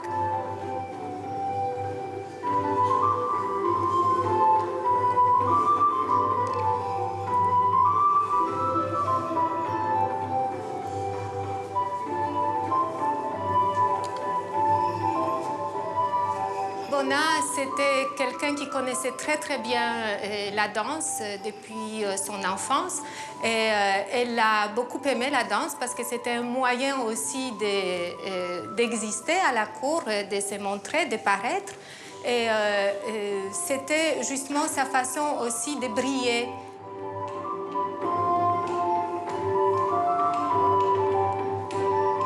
Quand elle est arrivée, juste au début, après son mariage, elle a vraiment émerveillé tout le monde par sa danse. Et c'est grâce à la reine Bona que nous avons gagné en raffinement au XVIe siècle. C'était une des plus grandes cours de l'Europe.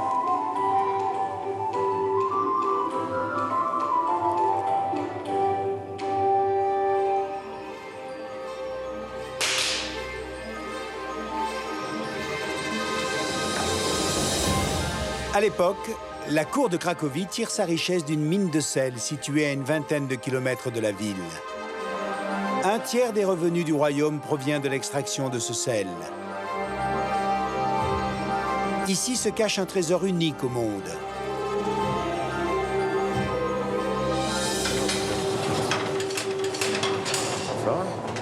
Il est situé à une centaine de mètres sous terre, et c'est avec Piotr que nous descendons dans les entrailles de la mine.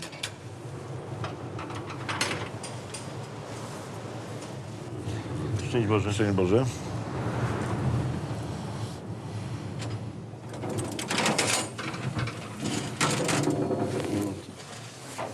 Au fil des siècles, les anciennes salles d'extraction se sont transformées en véritables œuvres d'art. Car la particularité de cette mine de sel, ce sont ses sculptures.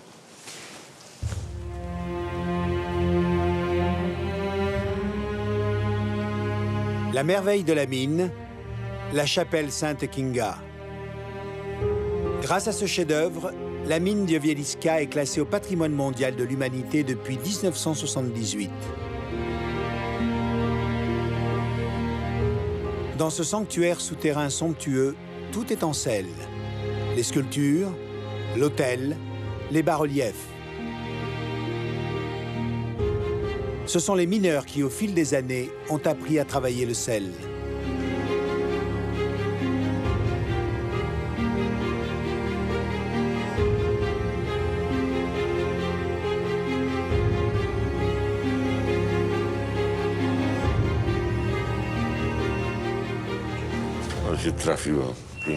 Cette chapelle que nous fait découvrir Piotr daterait de 1698. Située non loin des premiers puits d'extraction, elle permettait aux mineurs de prier Dieu pour un travail particulièrement difficile et dangereux.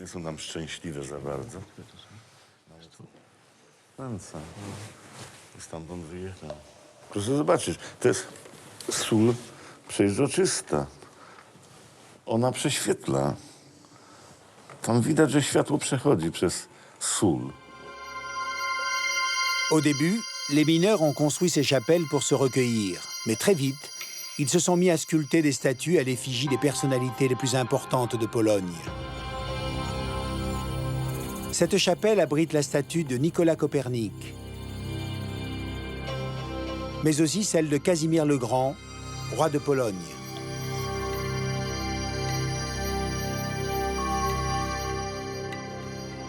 Aujourd'hui, la mine est devenue un musée vivant, car chaque dimanche, des messes sont célébrées dans la chapelle située à 100 mètres sous terre.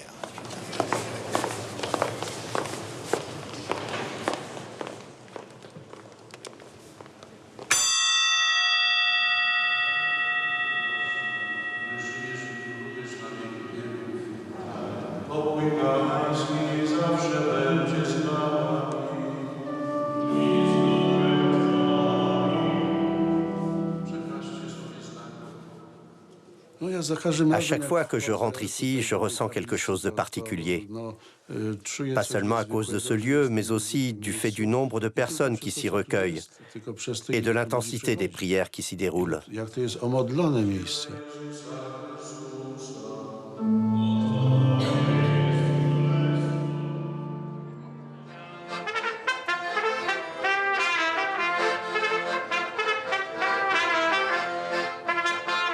Retour à la surface.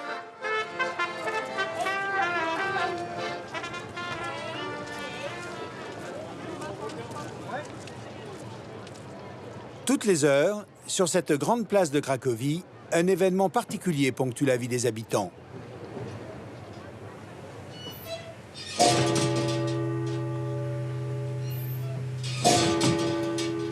Tout se passe ici, au sommet de la basilique de Notre-Dame, d'où retentit une mélodie, le Hejnal. D'origine hongroise, Hejnal signifie aurore.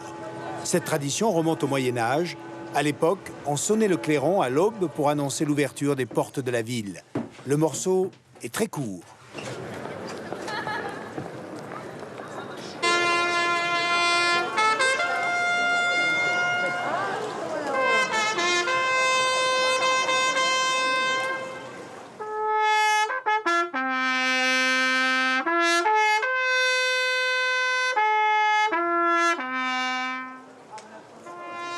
Chaque jour, à midi, le son de la trompette est retransmis à la radio nationale polonaise. Cette courte mélodie a donné naissance à une étonnante légende. Le son de la trompette s'interrompt brusquement. Selon la légende, c'est parce que le guetteur qui était sur la tour et observait la ville pour prévenir les invasions a vu les Tatars s'approcher. Il a donné l'alerte avec sa trompette. L'un des Tatars a vu le pompier qui signalait leur arrivée. Il a pris son arc et avec une flèche, il a touché le pompier au cou. C'est à ce moment-là que le Hejnal s'arrête brusquement. Alors comme le veut la légende, pour commémorer cet événement, depuis cette époque, la dernière mesure du Hejnal s'arrête brusquement.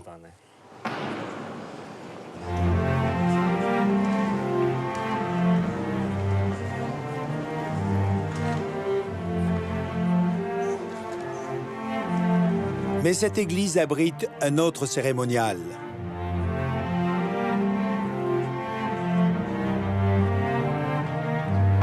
Chaque jour, matin et soir, une religieuse ouvre et ferme ce retable, un trésor inestimable.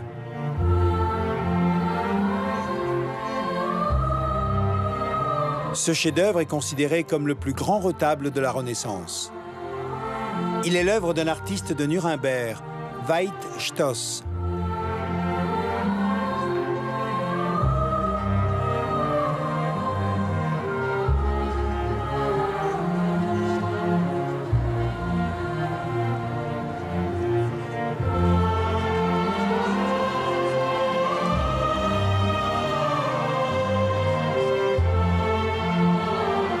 À la Renaissance, cette église a été placée sous le mécénat de riches familles.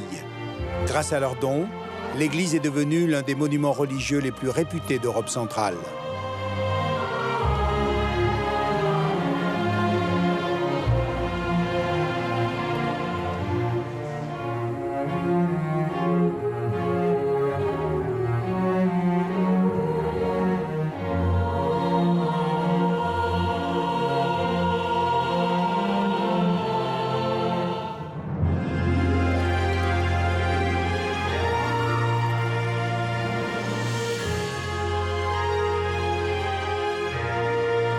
Sous le règne de Sigismond Ier et de la reine Bona, l'université de Cracovie, fondée en 1364, acquiert une immense notoriété.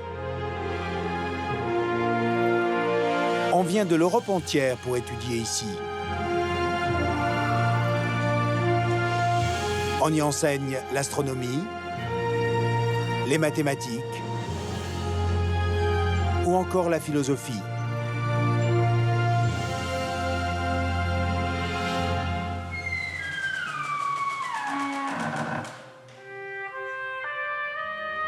Dans ce bâtiment sont accrochés des dizaines de portraits d'illustres étudiants.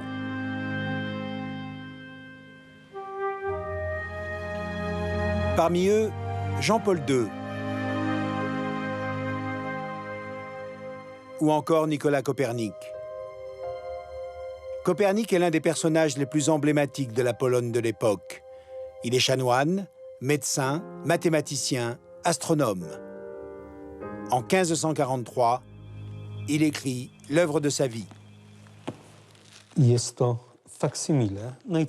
Voici une copie du manuscrit le plus précieux que possède la bibliothèque Jagellon.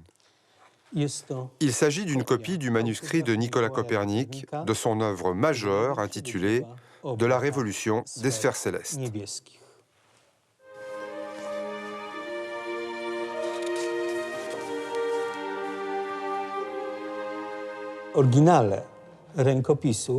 Dans l'original du manuscrit, là où il y a le soleil, Copernic a posé la pointe de son compas et il a fait un petit trou, puis a tourné le compas de manière à dessiner des cercles qui pouvaient figurer le mouvement des planètes autour du soleil.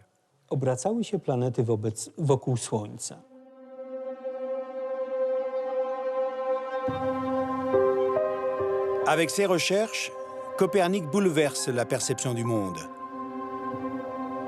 À l'époque, on considère que la Terre est au centre de l'univers et que ce sont les planètes qui tournent autour de la Terre. Copernic démontre que le Soleil est au cœur du système et que ce sont les planètes qui tournent autour de lui.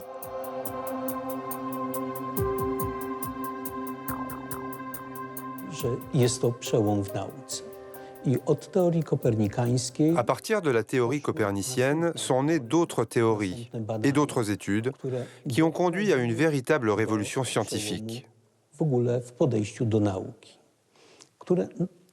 C'est ainsi qu'une dizaine d'années plus tard, à l'époque de Galilée, on est arrivé à l'invention des lunettes et du télescope.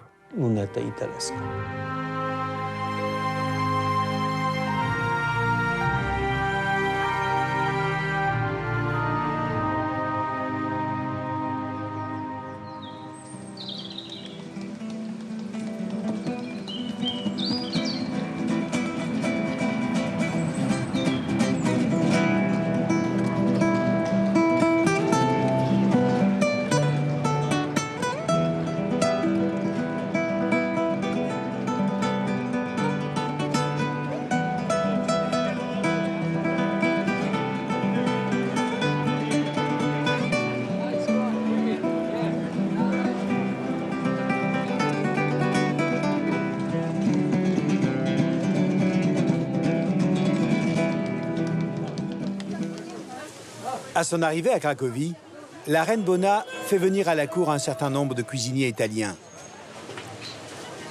Elle fait découvrir aux Polonais des légumes qu'ils ne connaissent pas. Adam est un chef réputé à Cracovie.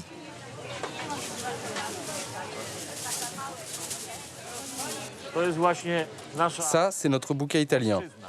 Il y a tout ce qu'il faut pour faire une soupe. C'est l'influence de la reine Bona sur la gastronomie polonaise. Ces légumes, on dit ici que c'est le cadeau de la reine Bona à la Pologne. Un cadeau qui, au début, n'a pas fait l'unanimité à la cour. En Pologne, on mangeait d'une manière très calorique, très énergétique. De très grands animaux, des bœufs, des bisons, des veaux, plus tout ce qu'on trouvait dans la forêt, comme des cerfs, des sangliers et du gibier. C'était la grande différence. Pour un Polonais, manger des légumes, c'était bizarre, parce que ça ne lui apportait pas d'énergie.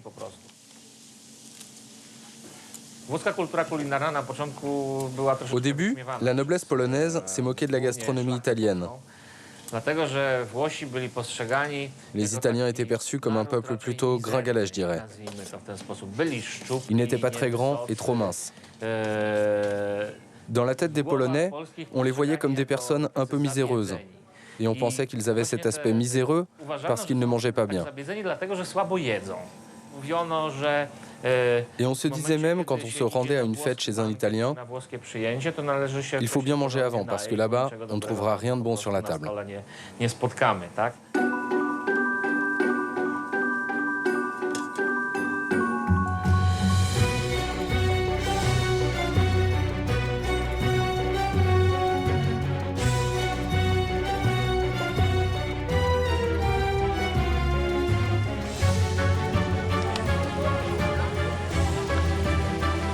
J'ai maintenant rendez-vous avec un grand artiste polonais que je voudrais vous faire découvrir. C'est Igor Mitoraj. Igor Mitoraj est sculpteur, il expose dans le monde entier. On retrouve ses sculptures à Paris, Florence et bien sûr, Cracovie. Son travail s'inspire largement de l'Antiquité.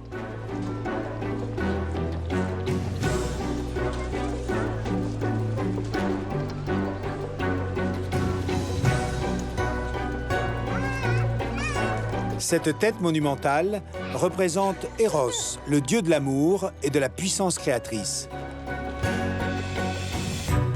Elle est toujours là, elle dort. Non, elle ne dort pas. Elle est très vivante. Elle vit sa vie sans moi. Un artiste a besoin de toucher sa matière, la matière qu'il travaille. Il faut connaître la matière. Pour la connaître, il faut toucher. Il faut travailler, il faut que la matière vous réponde. La tête blonde. La culture antique aujourd'hui est moderne à vos yeux? À mon avis, oui, absolument. La Grèce nous a tout donné, tout, absolument tout. Et si on a fait justement les palais ici sur les modèles un peu élaborés de l'art antique, ça vient vraiment de la Grèce. Il y a une sorte de nostalgie ou de regret ou de colère rentrée quand vous parlez de la Grèce? Actuellement, oui, parce que je trouve que la Grèce ne mérite pas ce qu'on y fait actuellement. C'est un pays auquel on doit beaucoup de choses, tout, au point de vue culture, la musique, la justice, la démocratie, la mathématique, la médecine, je ne sais pas, c'est très long, la liste de... Il faut les rendre une justice. On ne peut pas les traiter comme un parent pauvre qui est dans des situations difficiles, on ne s'occupe pas. C'est pas vrai. Sauver la Grèce, c'est sauver nous. Sauver notre culture. Quand vous avez imaginé cette tête d'Eros, vous avez imaginé qu'on pourrait y rentrer à l'intérieur et que les enfants s'amuseraient à l'intérieur et qu'ici, à Cracovie, les jeunes, les amoureux se donneraient rendez-vous sur cette place en disant on se donne rendez-vous au pied de la tête? J'espérais ça, mais pas autant. J'avais fait d'autres expériences dans d'autres villes d'Europe, mais pas autant qu'ici. Vous êtes rentré, vous, à l'intérieur de la tête? Pas actuellement, non. Quand je le faisais, oui. Il y a du monde, hein? Il faut que les jeunes apprennent le contact avec les œuvres d'art. Parce qu'au moins, une pièce comme ça, il n'y a pas de barrière mentale ni physique. On peut faire ce qu'on veut. Je ne sais pas ce qui va rester dans leur tête après, mais bon, ça n'a pas d'importance. Il y aura sûrement un souvenir de quelque chose de formidable. Pour un enfant, rentrer dans une tête comme ça, c'est génial. Et en plus de ça, les gens, en général, ne savent pas ce que c'est la sculpture. Ils pensent que tous les sculpteurs sont morts au 19e siècle. Et ça existe encore, heureusement. En véritable Amazone de la Renaissance, la reine Bona ne s'est pas contentée de semer autour d'elle l'amour des arts. Elle s'est aussi illustrée comme femme de pouvoir, influençant la politique de son époux. À la mort de son mari en 1548, Bona est au cœur de nombreuses critiques. Même son fils, Sigismond Auguste, est en conflit avec elle. En effet, elle s'oppose au mariage de ce dernier avec une jeune aristocrate, Barbara Radziwiłłówna. À la mort de la jeune fille, quelques mois plus tard, Bona est accusée de l'avoir empoisonnée. Elle décide de quitter le pays. En 1556, la reine Bona quitte définitivement Cracovie pour le duché de Bari dans le sud de l'Italie. Elle laisse derrière elle le château de Wawel et une cour royale polonaise fortement imprégnée par la Renaissance italienne. Elle s'éteindra un an plus tard, empoisonnée, dit-on, par son secrétaire particulier qui œuvre en secret pour le comte des Habsbourg. La reine Bona a toujours été controversée, mais elle laisse ici, à Cracovie, une véritable empreinte, tout comme François Ier l'a laissé sur la France, ou les Médicis en Italie, sur la ville de Florence. Voilà, ainsi se termine ce nouvel épisode du Grand Tour, mais le voyage continue, c'est par la fin que tout commence. À bientôt.